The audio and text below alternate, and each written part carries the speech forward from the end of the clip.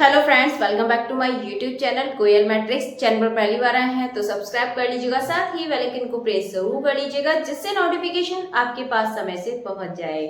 तो आज आपको पता है ये जो आपकी क्लास है मैथमेटिकल मॉडलिंग के बारे में है, यानी कि इसमें आपको इसके बारे में थोड़ा सा बताया जाएगा, साथ ही इसके कुछ एमसीक्यूज आपको कराए जाएंगे। और लास्ट तक वीडियो के साथ बने रहिएगा और वीडियो अच्छी लगती है तो ज्यादा से ज्यादा इसको लाइक कमेंट शेयर कर दीजिएगा।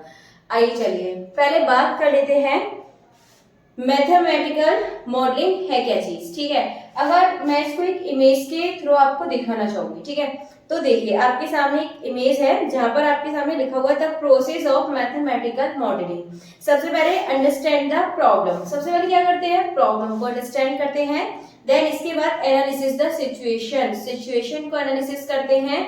देन इसके बाद क्या होता है, फिर इसके हिसाब से एक मॉडल को क्रिएट किया जाता है। ठीक है, और वो मॉडल आपका ऐसा होता है कि जिसमें आपके मैथमेटिकल लैंग्वेज में यूज किया जाता है, जिसमें आपका प्लस भी हो सकता है, माइनस हो सकता है, मल्टीप्लाई, डिवाइड, साथ ही आपके लॉग में हो गया, जैसे लॉगरिथम में यूज होता है, और इक्वेशंस। इस तरीके से हम इसको मैथमेटिकल में यूज करते हैं, यानी कि इसके लैंग्वेज में यूज करते हैं। तो इसी को बस इसका नाम दे दिया गया है मैथमेटिकल मॉडलिंग। तो इस क्वेश्चन में मैं भी इसके आगे कराऊंगी, बट उससे पहले आप इसको समझिए एक बार। तो सबसे पहले आपके सामने अंडरस्टैंड द प्रॉब्लम। सबसे पहले क्या करेंगे कि हम जो प्रॉब्लम है उसको समझने की कोशिश करेंगे, क्योंकि उसी के हिसाब से एक मॉडल तैयार किया जाता है। मॉडल आपको पता है रियल लाइफ में कुछ भी यूज करने से पहले उसका एक मॉडल तैयार किया जाता है। ठीक है, कोई भी, जैसे आपने देखा होगा, कोई बिल्डिंग बनाई जाती है या फिर कुछ भी चीज अगर रेडी किया जाता है, उससे पहले एक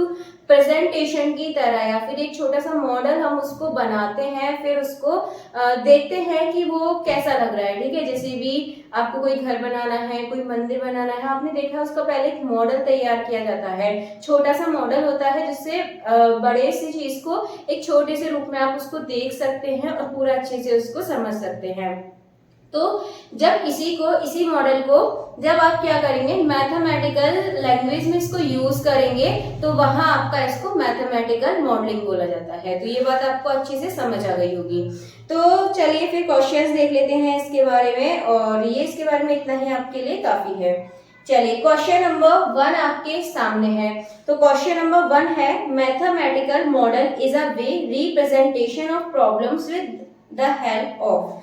जो मैथमेटिकल मॉडल्स है, ठीक है, उसको जब रिप्रेजेंट किया जाता है तो किसकी हेल्प से रिप्रेजेंट किया जाता है, ओनली बायोलॉजी या फिर फॉर्मूला या फिर मैथमेटिक्स फॉर्मूला या फिर नन ऑफ दीज। तो इसका जो आपका सही आंसर है ये हो जाएगा आपका option number C, mathematics formula, क्योंकि बायोलॉजी के थ्रू आप नहीं कर सकते, फॉर्मूला के थ्रू नहीं कर सकते, ओनली फॉर्मूला, ये नहीं पता किसके फॉर्मूला। ठीक है, तो ऑप्शन सी इसका ज्यादा करेक्ट हो जाएगा क्योंकि इसमें है मैथमेटिकल फॉर्मूला।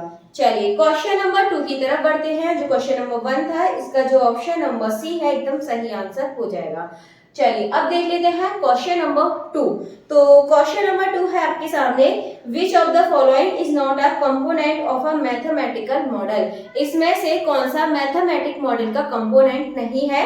ऑप्शंस है फैक्टर्स, पैरामीटर, कांस्टेंट, वेरिएबल। अब एक चीज मैं आपको बता देती हूँ, जब आप मैथमेटिकल मॉडल पढ़ेंगे तो इसमें आपको क्या क्या मिलेगा, यहाँ पर वेरिएबल होते हैं इसमें, और कांस्टेंट, और तीसरी चीज है आपके पास पैरामीटर। ये चीज आपको यहाँ पर देखने के लिए मिलने वाली है, तीन चीज, वेरिएबल, कांस्टेंट और पैरामीटर। तो इन तीनों को आपको याद रखना है। क्वेश्चन ऐसे बन सकता है, लास्ट टाइम पूछा भी गया था कुछ इसी तरीके से।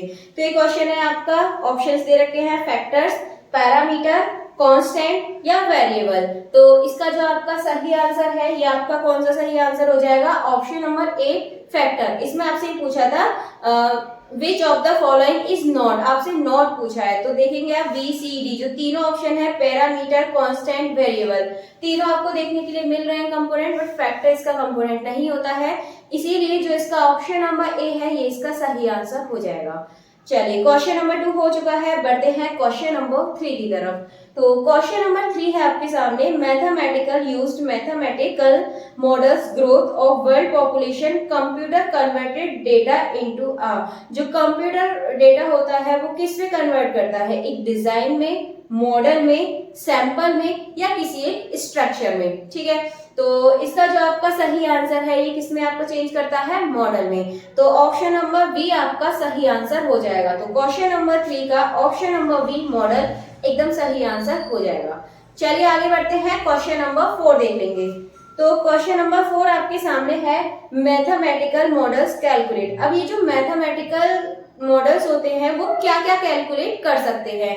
तो ऑप्शन है आपके सामने, ओनली एरिया, ऑप्शन बी है ओनली स्पीड, या फिर ऑप्शन सी है ओनली डिस्टेंस एंड टाइम, या फिर आपका ऑप्शन नंबर डी है डिफरेंट क्वांटिटीज। तो जब आप इसको देखेंगे तो आप देखते ही आंसर को पहचानेंगे यदि आप अच्छे से इसको पढ़कर समझने की कोशिश करेंगे। तो यदि आप ऑप्शन देखेंगे ए ओनली एरिया, तो जो मैथमेटिकल मॉडल होता है वो सिर्फ और सिर्फ ओनली एरिया के लिए नहीं होता है, तो ऑप्शन ए नहीं होगा इसका।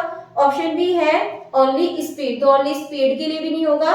सी है only distance and time, distance time के लिए भी नहीं होता क्योंकि एरिया स्पीड के लिए भी होता है।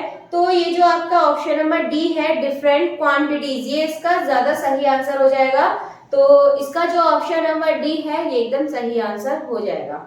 चलिए क्वेश्चन नंबर 4 हो चुका है, बढ़ते हैं क्वेश्चन नंबर 5 की तरफ। तो क्वेश्चन नंबर 5 देख लेंगे, यह आपके सामने, mathematical models gives to us, जो मैथमेटिकल मॉडल्स होते हैं वो हमें क्या देते हैं। ऑप्शन नंबर ए है रॉन्ग रिजल्ट, ऑप्शन बी है एक्यूरेट रिजल्ट, ऑप्शन सी है एस्टिमेटेड रिजल्ट, या फिर ऑप्शन डी है नन ऑफ दीज। अब आप एक चीज देखिएगा, कोई भी यदि मॉडल है तो क्या आपको वो गलत रिजल्ट देगा, अगर आपको रॉन्ग रिजल्ट देगा तो क्या आप उसको पहले से तैयार हो, इसीलिए ही किया जाता है कि आप उससे गलत रिजल्ट ना बने। तो इस वजह से ऑप्शन ए तो इसका होगा नहीं। ऑप्शन बी है एक्यूरेट रिजल्ट, तो बिल्कुल एक्यूरेट रिजल्ट भी नहीं बन सकता है, ठीक है, बिल्कुल एक्यूरेट रिजल्ट भी नहीं मिलेगा, लेकिन ऐसा नहीं है कि गलत भी मिलेगा, ठीक है। तो वो उसके नियरेस्ट रहता है, यानी कि एस्टिमेट, यानी कि option number C estimated result, इसका जो ऑप्शन नंबर सी है इसका सही आंसर हो जाएगा।